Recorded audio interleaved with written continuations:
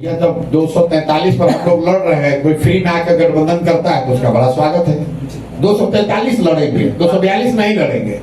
बिना लड़े हुए कोई दल आकर मान लीजिए मर्ज कर जाए कि भाई ठीक है, जनसुराज से प्रभावित है, हम आपके साथ रहेंगे, तो उसका स्वागत है, उससे गठबंधन हो जाएगा। लेकिन 243 से 242 नहीं होगा। बिहार की तमाम पार्टियों को आपने तो गलत ठहराया है। बिल्कुल।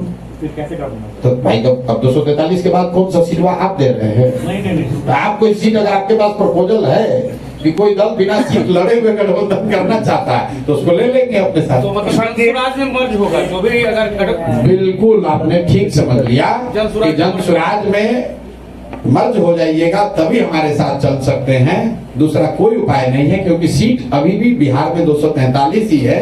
और जनसुराज 243 लड़ेगा। उपचुनाव में आपका स्ट्राइक रेट बहुत खराब था। तरारी में भी चुनाव हुआ था तो उसमें आपकी कैंडिडेट हार चुकी जी। तो इस बार एक नहीं 4 में हारे थे, तरारी में नहीं, चारों में हारे। मैं यहाँ की बात कर रहा हूँ, आरआर लोकसभा की बात कर रहा हूँ। आरआर लोकसभा में 7 विधानसभा क्षेत्र है जिसमें एक तरारी है, उसमें आपकी कैंडिडेट हार चुकी थी। आपने आरआर, हम बिहार को देख रहे हैं। नहीं, उपचुनाव जो है वो एमएलए चुनने के लिए होता है।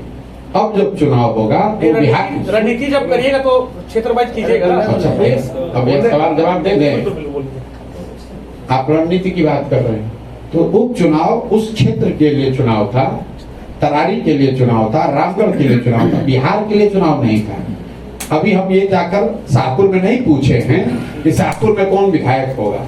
हमने ये पूछा कि भाई नीतीश को रखना है कि दूसरे को रख लाना है। तो जब चुनाव होगा तो तरारी की जनता बिहार की सरकार को चुनेगी, वो सिर्फ तरारी का विधायक नहीं चुनेगी। रणनीति वही होगी और उसका असर भी आपको दिखेगा। बाकी अगर आपको जो ये लग रहा है कि आपका स्ट्राइक रेट खराब रहा है, आप तो अभी यंग लड़के दिख रहे हैं, हमको कितना राजनीति फॉलो के नहीं जानते हैं। 2020 कवर किया, 2020 कवर किए। चलिए तो बहुत अच्छी बात है। भाजपा 1980 से दल है।